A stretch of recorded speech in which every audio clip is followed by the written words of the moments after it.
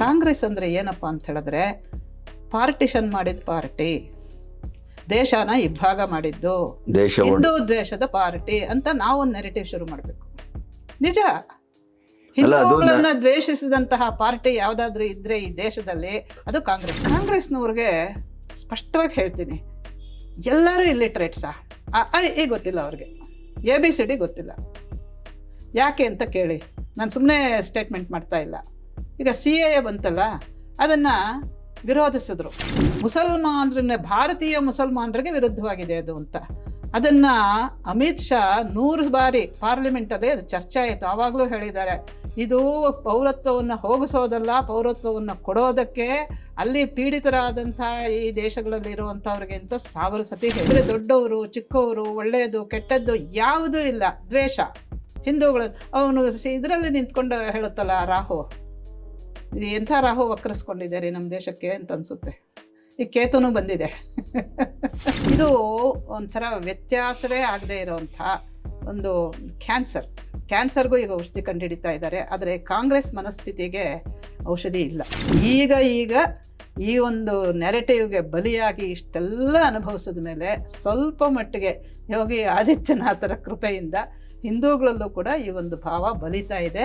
ನಾವು ಒಂದಾಗಿರಬೇಕು ಅಂತ ಅಷ್ಟು. ಅದೇ ಏನಾದರೂ ಇಲ್ಲದೆ ಇದ್ದಿದ್ರೆ ಬಹಳ ಕಷ್ಟ ಆಗಿರ್ತಾ ಇತ್ತು ನಮಗೆ. ನೋಡಿ, ಅವರ ಇದು ಮತದಲ್ಲೇ ಆಗಿದೆ. ಅವರು ಉಗಿಯೋದೇ ಇದು ನೈವೇದ್ಯ ಮಾಡಿದಂಗೆ. ಇದಕ್ಕೇನು ಹೇಳ್ತೀರಾ ನೀವು? ಇಷ್ಟು ವ್ಯತ್ಯಾಸಗಳು ಇರೋದನ್ನು ಅಂಬೇಡ್ಕರ್ ಕಂಡುಹಿಡ್ಕೊಂಡಿದ್ರು ಅನ್ನೋದು ನನಗೆ ಬಹಳ ಮೆಚ್ಚುಗೆ ಆಗಿರೋದಂಥ ಅಂಶ. ಒಂದು ನನಗೆ ಏನು ಅನಿಸುತ್ತೆ ಅಂತ ಹೇಳಿದ್ರೆ, ಹಿಂದೂ ಸಮಾಜದಲ್ಲಿ ಹಿಂದೂ ದ್ವೇಷಿಗಳ ಸಂಖ್ಯೆ ತುಂಬ ಇದೆ, ಅವರಿಗೆ ತುಂಬ ಬಲ ಇದೆ.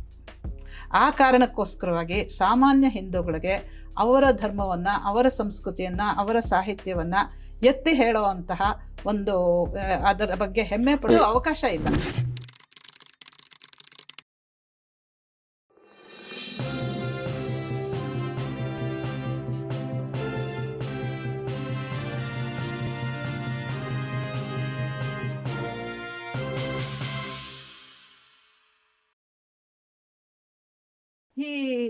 ನಾವು we have become victims of false narratives. ಹೌದು, ತುಂಬ ಮಾಡಿದ್ದೀವಿ ನಾವು. ಅವ್ರು ಮಾಡಿದ್ದಾರೆ, ನಾವು ಒಪ್ಕೊಂಡಿದ್ದೀವಿ. ನಾವು ಅಂತ ಹೇಳಿದ್ರೆ ಅದನ್ನು ವಿರೋಧಿಸೋರು ಅದಕ್ಕೆ ವಿರುದ್ಧವಾದಂತಹ ಒಂದು ನೆರೆಟಿವ್ಸ್ ಅನ್ನು ಸೆಟ್ ಮಾಡಲಿಲ್ಲ. ಅದೇ ಬಂದಿರೋದು. ಯಾಕೆಂದರೆ ಈ ಯಾವುದು ಮೀಡಿಯಾ ಅಂತ ಇದೆಯೋ, ಯಾವುದು ಜನಕ್ಕೆ ತಲುಪಿಸೋದು, ಅವರೆಲ್ಲರೂ ಕೂಡ ಅವರ ಕೈಗೊಂಬೆಗಳಾಗಿದ್ದರು, ಟೂಲ್ ಕಿಟ್ಸ್ ಅವರು. ಹಾಗಾಗಿ ಬೇರೆ ಅಭಿಪ್ರಾಯಗಳು, ಅಂದರೆ ಅದಕ್ಕೆ ವಿರುದ್ಧವಾಗಿರುವಂಥದ್ದು, ಫ್ಯಾಕ್ಚುಯಲ್ ಆಗಿರೋದು, ಅದು ಸಮಾಜದಲ್ಲಿ ತಳ ಊರ್ಲೇ ಇಲ್ಲ, ಅದಕ್ಕೆ ಬೇರೆ ಬಿಡ್ಲೇ ಇಲ್ಲ. ಇಷ್ಟಾಗಿಯೂ 24ರ ಚುನಾವಣೆಯಲ್ಲಿ, ಈಗ ನಡೀತಾ ಇರುವಂತ ಕೆಲವು ಉಪಚುನಾವಣೆಗಳಲ್ಲಿ ಎಲ್ಲ ಕಡೆಯೂ ಟೂಲ್ ಕಿಟ್ಗಳು ಬಹಳ ಅದ್ಭುತವಾದ ಕೆಲಸವನ್ನೇ ಮಾಡ್ತಾ ಇದೆ. ಬಟ್ ಅದೇನು ಇತ್ತೀಚೆಗೆ ನಡೀತಾ ಇರುವಂತ ಬೆಳವಣಿಗೆ ಬೇರೆ. ವರ್ತಮಾನದ ಸಂದರ್ಭವನ್ನ ಒಂದಿಷ್ಟು ನಿಮ್ಮೊಟ್ಟಿಗೆ ಚರ್ಚೆ ಮಾಡೋಣ ಅಂತ ಮನ್ಸಾಯ್ತು. ಯಾಕಂದ್ರೆ ಈ ನೋವಿದೆಯಲ್ಲ, ಇದು ರುಗ್ಣ ನೋವು. ಇದನ್ನ ಆಗಾಗ ಮತ್ತೆ ಹೆಕ್ಕೆ ಕೀಳ್ತಾನೆ ಇರಬೇಕು ಅಂತ ಅನಿಸ್ತದೆ. ಯಾಕಂದ್ರೆ ಭವಿಷ್ಯ ಏನಾಗುತ್ತೋ, ನಾಳೆ ಏನಾಗುತ್ತೋ, ನಾವೆಲ್ಲ ಹೊರಟೋಗ್ಬಿಡ್ತೇವೆ ಅಂತ ಇಟ್ಕೊಳ್ಳಿ. ಈ ನಮ್ಮ ತಲೆಮಾರುಗಳ ಏನು ಕತೆ, ಬಹಳ ಆಶ್ಚರ್ಯ. ಅದು ಏನು ಅಂದ್ರೆ ಎಂತೆಂತ ನೆರೆಟಿವ್ಸ್ ಹೋಗ್ತಾ ಇದ್ದಾರೆ ಅಂತ ಹೇಳಿದ್ರೆ, ಈಗ ಮೋದಿ ಅವ್ರನ್ನ ಒಬ್ಬ MP ಕ್ಯಾಂಡಿಡೇಟ್, ಅವನಿಗೆ ಸೀಟ್ ಕೊಟ್ಟಿದ್ದಾರಲ್ಲ, ಅವನು ಬೋಟಿ ಮಾಡ್ತೀನಿ ಅಂತ ಹೇಳ್ತಾನೆ. ಅಂಥವನಿಗೆ ಕಾಂಗ್ರೆಸ್ಸು ಸೀಟ್ ಕೊಟ್ಟು ಅವನು ಗೆದ್ಕೊಂಡು ಬರ್ತಾನೆ, ಒಬ್ಬ ಮುಸಲ್ಮಾನ ಅಂತ ಹೇಳಿದ್ರೆ. ಇವರು ಯಾರು ಅಂತ, ಇಷ್ಟು ಹಿಂದೂ ದ್ವೇಷನ, ಇಷ್ಟೊಂದ, ಇದಕ್ಕೆ ಅರ್ಥನೇ ಇಲ್ಲ. ಆದರೆ ನಾನು ಇನ್ನೂ ಒಂದು ಅಂದ್ಕೊಳ್ತೀನಿ, ಅವರೇನೋ ಇವರನ್ನು ಬೋಟಿ ಮಾಡೋರನ್ನ ತಲೆ ಮೇಲೆ ಕೂರಿಸ್ಕೋತಾರೆ. ಇವರು ಯಾಕೆ ಅವ್ರಿಗೊಂದು ಸರಿಯಾದ ಶಿಕ್ಷೆ ಕೊಡಬಾರ್ದು? ಹೇಳ್ಬೋದ ಹಾಗೆ? ಮಕ್ಕಳ ಕೈಯಲ್ಲಿ ಹೇಳಿಸ್ತಾರೆ, ಯಾರಿಗೂ ಏನು ಹೆಗ್ಗೆ ಇಲ್ಲ. ಅಂದ್ರೆ ದೊಡ್ಡವರು ಚಿಕ್ಕವರು, ಒಳ್ಳೆಯದು ಕೆಟ್ಟದ್ದು ಯಾವುದೂ ಇಲ್ಲ, ದ್ವೇಷ. ಹಿಂದೂಗಳು ಅವನು ಇದರಲ್ಲಿ ನಿಂತ್ಕೊಂಡು ಹೇಳುತ್ತಲ್ಲ, ರಾಹು, ಇದು ಎಂಥ ರಾಹು ವಕ್ರಿಸ್ಕೊಂಡಿದ್ದಾರೆ ನಮ್ಮ ದೇಶಕ್ಕೆ ಅಂತ ಅನಿಸುತ್ತೆ. ಈ ಕೇತುನು ಬಂದಿದೆ. ಎರಡೆರಡು ಸೇರ್ಕೊಂಡು ಈ ಕೇತು ದಶೆ, ರಾಹು ದಶೆ ಶುರು ಆಗಿದೆ. ಮೊದಲಿಂದಾನು ಶುರು ಆಗಿದೆ, ಇವಾಗ ಯಾಕೋ ಬಹಳ ಜಾಸ್ತಿ ಆಗ್ತಾ ಇದೆ. ಇನ್ನೊಂದು ಗಮನಿಸೋದು, ನಾನು ಹೇಳ್ಬಿಡ್ತೀನಿ ನಿಮ್ಮ ಹತ್ರ. ಈ ಕಾಂಗ್ರೆಸ್ನವ್ರಿಗೆ ಸ್ಪಷ್ಟವಾಗಿ ಹೇಳ್ತೀನಿ, ಎಲ್ಲರೂ ಇಲ್ಲಿಟ್ರೇಟ್ಸಾ, ಗೊತ್ತಿಲ್ಲ ಅವ್ರಿಗೆ. ABCD ಗೊತ್ತಿಲ್ಲ. ಯಾಕೆ ಅಂತ ಕೇಳಿ, ನಾನು ಸುಮ್ಮನೆ ಸ್ಟೇಟ್ಮೆಂಟ್ ಮಾಡ್ತಾ ಇಲ್ಲ. ಈಗ CAA ಬಂತಲ್ಲ, ಅದನ್ನು ವಿರೋಧಿಸಿದ್ರು. ಎಂಥೆಂಥ ವಿರೋಧ ಶಶಿ ತರೂರಿಂದ ಹಿಡಿದು ಬೀದಿಲಿ ಹೋಗೋವಂಥ ಒಬ್ಬನವರೆಗೂ ಮಾಡಿದ್ರು. ಏನು ಅದರಲ್ಲಿ ಇರೋದು? ಅವರು ಏನು ಹೇಳಿದ್ದು? ಮುಸಲ್ಮಾನರನ್ನ, ಭಾರತೀಯ ಮುಸಲ್ಮಾನರಿಗೆ ವಿರುದ್ಧವಾಗಿದೆ ಅದು ಅಂತ. ಅದನ್ನು ಅಮಿತ್ ಶಾ 100 ಬಾರಿ ಪಾರ್ಲಿಮೆಂಟಲ್ಲಿ ಅದು ಚರ್ಚೆ ಆಯಿತು. ಆವಾಗಲೂ ಹೇಳಿದ್ದಾರೆ, ಇದು ಪೌರತ್ವವನ್ನು ಹೋಗಿಸೋದಲ್ಲ, ಪೌರತ್ವವನ್ನು ಕೊಡೋದಕ್ಕೆ ಅಲ್ಲಿ ಪೀಡಿತರಾದಂಥ ಈ ದೇಶಗಳಲ್ಲಿ ಇರುವಂಥವ್ರಿಗೆ ಅಂತ 1000 ಸತಿ ಹೇಳಾಯಿತು. ಇಲ್ಲಿ ನಮ್ಮಲ್ಲಿ ಕಾಂಗ್ರೆಸ್ನವರು, ಅದರಲ್ಲೂ ಆ ದೊರೆಸ್ವಾಮಿ ಇದ್ದಂಥ ಒಬ್ಬ ಮಹಾಮನುಷ್ಯ, ಆತ ಕೂತ್ಕೊಂಡು ಇದೇ ಮಾತು ಹೇಳ್ತಾ ಇದ್ರು, ಮೋದಿನ ಹೊಡೀರಿ, ಮೋದಿನ ವಿರೋಧಿಸಿ ಅಂತೆಲ್ಲ ಹೇಳ್ಕೊಟ್ರು. ಇದು ನನಗೆ ಅರ್ಥನೇ ಆಗ್ತಾ ಇಲ್ಲ. ನಾವು ಒಂಥರ ನಮಗೆ ನಮ್ಮ ಕೃಷಿ ಕಾಯ್ದೆನೂ ಅದೇ ತರ ಮಾಡಿದ್ದು. ರೈತರಿಗೆ ಮಧ್ಯವರ್ತಿಗಳಿಂದ ತೊಂದರೆ ಆಗಬಾರ್ದು, ಮಧ್ಯವರ್ತಿಗಳನ್ನು ತಪ್ಪಿಸಬೇಕು. ಭಾರತ ದ್ವೇಷ, ಜನವಿರೋಧಿ ಕೆಲಸಗಳನ್ನೇ ಮಾಡ್ತಾ ಇದೆಯಲ್ಲ ಈ ಭಾರತಕ್ಕೆ ನುಸುಳುಕೋರನ್ನು ತಪ್ಪಿಸಬಾರ್ದು. ಹಾಗಾದ್ರೆ CAA ಇವರು ವಿರೋಧಿಸ್ತಾರಲ್ಲ, ಅದೇ ಈಗ ಬಾಂಗ್ಲಾದೆಲ್ಲ ನುಸುಳುಕೋರ್ ಇರ್ಬೋದು, ಇನ್ನೊಂದು ಯಾರಾದ್ರೂ ಒಬ್ಬ ಕಾಂಗ್ರೆಸ್ನವನು ಇದು ಸರಿಯಾದ್ದು ಅವ್ರಿಗೆ ಮಾಡ್ಬೇಕಾಗಿರುವಂತದ್ದು. ಇವತ್ತು ಬಾಂಗ್ಲಾದೇಶದಲ್ಲಿ ಏನಾಗ್ತಿದೆ, ಯಾರಾದ್ರೂ ಒಬ್ಬ ಮಾತಾಡ್ತಾ ಇಲ್ಲ. ಅಂದ್ರೆ ಹಿಂದೂಗಳನ್ನ ಏನ್ ಮಾಡಿ ಸಾಯಿಸಿದ್ರು ಪರವಾಗಿಲ್ಲ, ಕಾಡೆ ಹಗಲಲ್ಲಿ ಕೊಚ್ಚಿ ಕೊಲ್ತಾ ಇದ್ದಾರೆ, ಅತ್ಯಾಚಾರ ಮಾಡ್ತಾ ಇದ್ದಾರೆ. ಆ ಇಸ್ಕಾನ್ ಮುಖ್ಯಸ್ಥನನ್ನ ತಗೊಂಡೋಗಿ ಚಿತ್ರಹಿಂಸೆ ಮಾಡ್ತಾ ಇದ್ದಾರೆ. ಇಸ್ಕಾನಿನವರನ್ನ ಕಂಡಲ್ಲಿ ಹಿಡಿದು ಕೊಲ್ಲಿ ಅಂತ ಅಲ್ಲಿ ಆರ್ಡರ್ ಮಾಡಿದ್ದಾರೆ. ನಾವು ಅದ್ರ ವಿರೋಧ. ಇದನ್ನೆಲ್ಲ ನೋಡಿದ್ರೆ ನನಗೆ ಮತ್ತೆ ಅಂಬೇಡ್ಕರ್ನ ಜ್ಞಾಪಿಸ್ಕೊತಾ ಇರ್ತೀನಿ. ಕಣ್ಣಲ್ಲಿ ನೀರು ಬರುತ್ತೆ, ಮನಸ್ಸಲ್ಲಿ ಅಂಬೇಡ್ಕರ್ ಬರ್ತಾರೆ. ಯಾಕೆ ಅಂತ ಹೇಳೋರು ಇದನ್ನೆಲ್ಲ ಹೀಗೆ ಫೋರ್ಸ, ಮುಂದೆ ಹೀಗಾಗುತ್ತೆ, ಹಿಂದೆ ಹೀಗಾಗಿದೆ, ಮುಂದೇನು ಹೀಗಾಗಿದೆ. ಯಾಕೆಂದರೆ ಅವ್ರು ಬದಲಾಗೋದಿಲ್ಲ. ನಾವು ಒಂದು ಮಾತು ಹೇಳ್ತಾ ಏನೇ, ಈಗ whatever is the context, text is the same. ಅವ್ರಿಗಿರೋದು ಒಂದೇ ಟೆಕ್ಸ್ಟು, ಅದು ಎಲ್ಲ ಕಾಲಕ್ಕೂ ಒಂದೇ. ಹೀಗಿರುವಾಗ ಅವ್ರು ಬದಲಾಗೋದೇ ಇಲ್ಲ. ಆದ್ದರಿಂದ ಹಿಂದೂಗಳನ್ನು, ಮುಸಲ್ಮಾನರನ್ನು ಪೂರ್ತಿ ಬೇರೆ ಬೇರೆ ಮಾಡಿಬಿಡ್ಬೇಕು. ಅಲ್ಲಿ ಇವರು ಇರೋದನ್ನು ನಾನು ಊಹಿಸ್ಕೊಳ್ಳಾರೆ ಅಂತ ಹೇಳ್ತಾರೆ. ಯಾಕೆ ಅಂತ ಹೇಳಿದ್ರೆ ನೋಡಿ, ಅದಕ್ಕೆ ಕಾರಣನೂ ಇದೆ. ಆವಾಗ ಈ ವರ್ಗ ಇರುತ್ತಲ್ಲ, SC STಗಳು ಅಂತ ಡಿಪ್ರೆಸ್ಡ್ ಕ್ಲಾಸಸ್ಸು, ಇವರನ್ನೇ ಹಿಡಿದು ಅವರು ಮತಾಂತರ ಮಾಡ್ತಾ ಇದ್ದಿದ್ದು.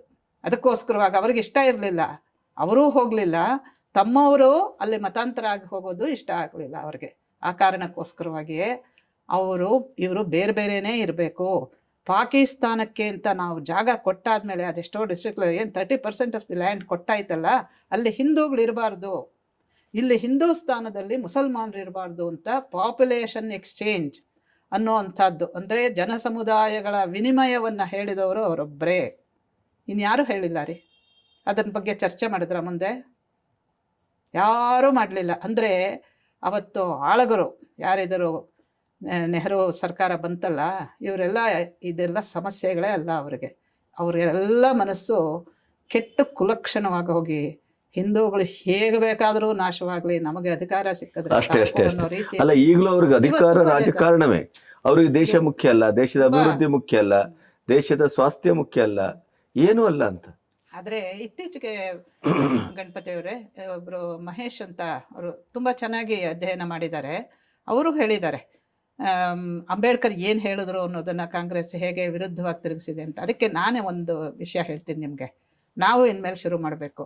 ಈಗ ಕಾಂಗ್ರೆಸ್ನ 125 ವರ್ಷದ ಪಾರ್ಟಿ, 150 ವರ್ಷದ ಪಾರ್ಟಿ ಅಂತ ಹೇಳ್ತಾರಲ್ಲ ಇವರು, ಇದೆಲ್ಲ ಬಿಟ್ಬಿಟ್ಟು ಕಾಂಗ್ರೆಸ್ ಅಂದರೆ ಏನಪ್ಪ ಅಂತ ಹೇಳಿದ್ರೆ, ಪಾರ್ಟಿಷನ್ ಮಾಡಿದ ಪಾರ್ಟಿ, ದೇಶನ ಇಬ್ಬಾಗ ಮಾಡಿದ್ದು, ಹಿಂದೂ ದ್ವೇಷದ ಪಾರ್ಟಿ ಅಂತ ನಾವು ಒಂದು ನೆರೆಟಿವ್ ಶುರು ಮಾಡಬೇಕು.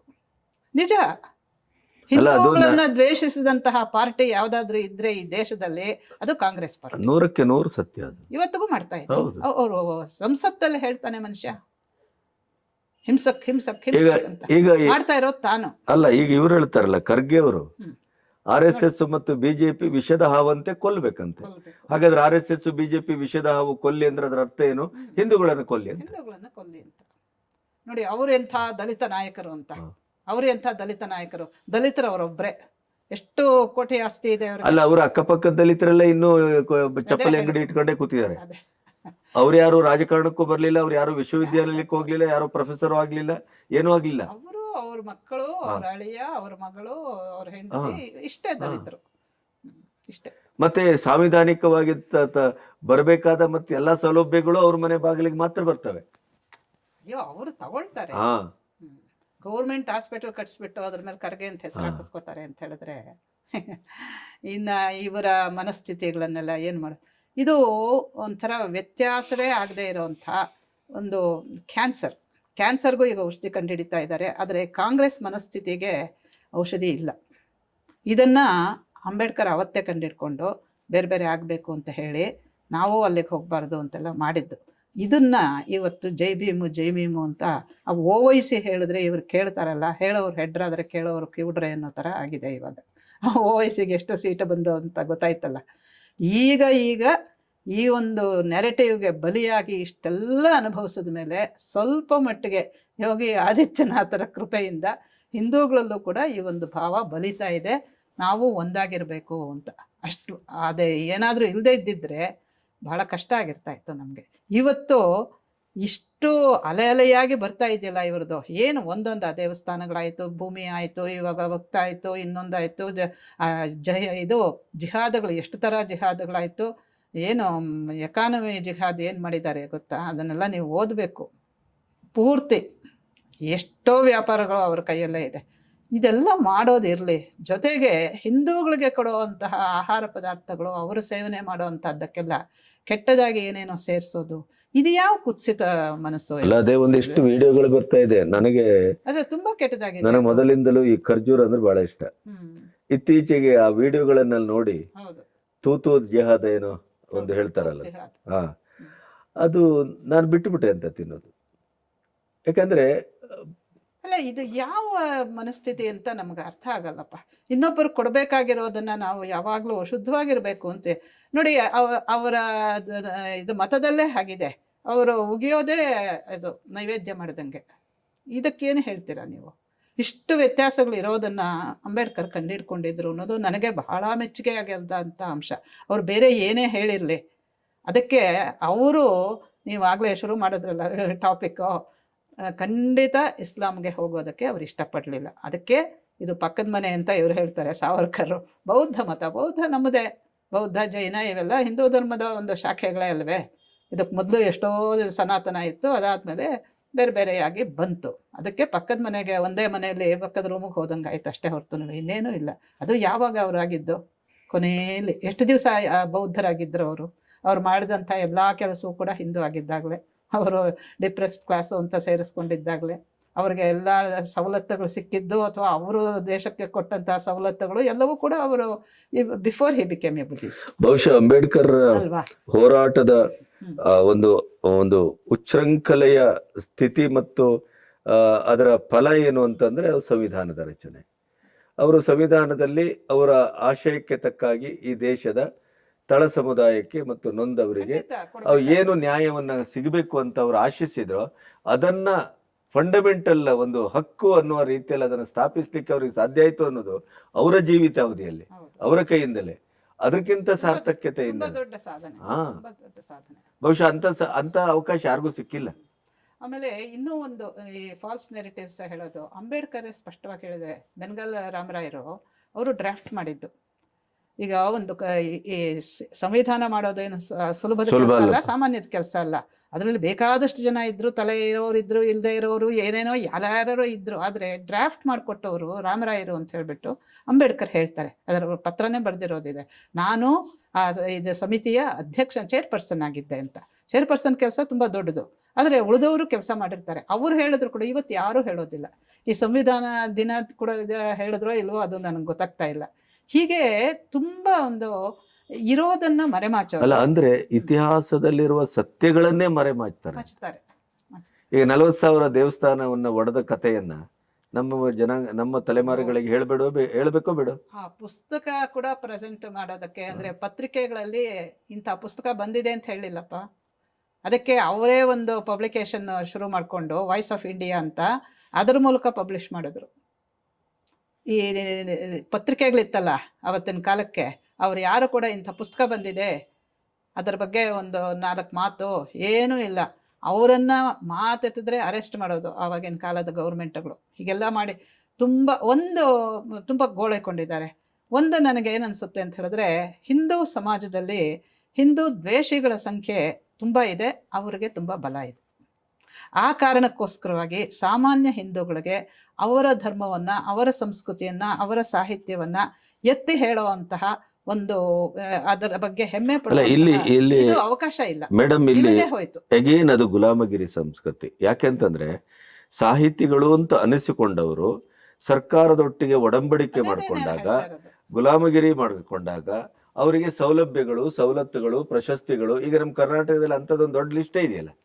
ಅದಕ್ಕೆ ಎಡಪಂಥಿ ಅಂತ ಹೆಸರು, ಬುದ್ಧಿಜೀವಿಗಳು ಅಂತ ಹೆಸರು.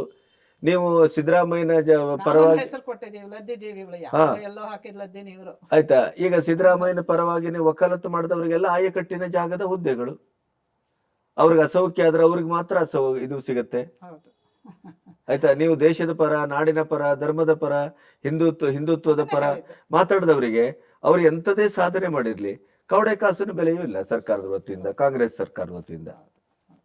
ಇನ್ನು ದೌರ್ಭಾಗ್ಯ ಅಂದ್ರೆ ನಾವು ಯಾವುದನ್ನ ನಮ್ಮ ಇದು ಅಂದ್ರೆ ಹಿತವನ್ನ ಕಾಯುವ ಪಕ್ಷ ಅಂತ ಬಿಜೆಪಿ ಅಂತ ಭಾವಿಸ್ತೇವೋ, ಕರ್ನಾಟಕದಲ್ಲಿ ಬಿಜೆಪಿ ಬಂದಾಗ್ಲೂ ಅದದಿದೆ, ಏನೇನು ಮಾಡಿಲ್ಲ, ಯಾವ ಹಿತವನ್ನು ಕಾಯಲಿಲ್ಲ. ಅದೇ ಹೇಳಿದ್ದು, ಈ ತರ ಏನೋ ಡಬಲ್ ಧಮಾಕ ಇನ್ನೆಲ್ಲೋ ನಡೆಯುತ್ತೆ, ಇಲ್ಲಿ ನಮ್ಗೆ ಡಬಲ್ ಏಟಗಳು. ಹೌದು. ಇವರು ಮಾಡಲ್ಲ, ಅವರೂ ಮಾಡೋದಿಲ್ಲ, ಸಾಮಾನ್ಯರು ನೋಡಿ. ನಾನು ಇದು ಎಷ್ಟು ಬೇಜಾರು ಮಾಡ್ಕೋತೀನಿ, ನಾನು ಆಟೋದಲ್ಲಿ ತುಂಬ ಓಡಾಡ್ತಿರ್ತೀನಿ. ಅವರುಗಳು ಮಿನಿಮಮ್ಗೆ ಬರೋದೇ ಇಲ್ಲ. ಆಮೇಲೆ ಇಷ್ಟು ಕೊಟ್ಟರೆ ಬರ್ತೀವಿ ಅಂತೇಳಿ, ಯಾಕಪ್ಪ ಮೀಟ್ರ್ ಇದೆಯಲ್ಲ ಅಂತ ಹೇಳಿದ್ರೆ ಇದರಲ್ಲಿ ಹೆಂಗಮ್ಮ ಮಾಡೋಕ್ಕಾಗತ್ತೆ ಅಂತಾರೆ. ಅವ್ರಿಗೆ ಆಟೋನವರಲ್ಲಿ ಮುಸಲ್ಮಾನರಾದರೆ ಅವರಿಗೆ ಇಂಟ್ರೆಸ್ಟ್ ಫ್ರೀ ಲೋನುಗಳು, ಇವ್ರಿಗಿಲ್ಲ, ಹಿಂದೂಗಳಿಗಿಲ್ಲ. ಹೀಗೂ ಉಂಟೇನ್ರಿ ಪಾಪ, ಎಷ್ಟು ನೊಂದ್ಕೊಂಡಿದ್ದಾರೆ ಅಂದರೆ ನೋಡಿ. ಅವರೆಲ್ಲ ಒಗ್ಗಟ್ಟಾಗಿ ಅವರು ಹೋರಾಡಲ್ಲ, ಅವ್ರ ಪರವಾಗಿಯೂ ಯಾರೂ ಮಾಡೋದಿಲ್ಲ. ಸೊ ಯಥಾ ಪ್ರಕಾರ ಜನರನ್ನು ಹಿಂಡ್ತಾರೆ. 100 ರೂಪಾಯಿ ಆದರೆ 150 ಕೊಟ್ಟರೆ ಬರೋದು ಅಂತಾರೆ. ಈ ಮಟ್ಟಕ್ಕೆ ಬಂದಿದೆ.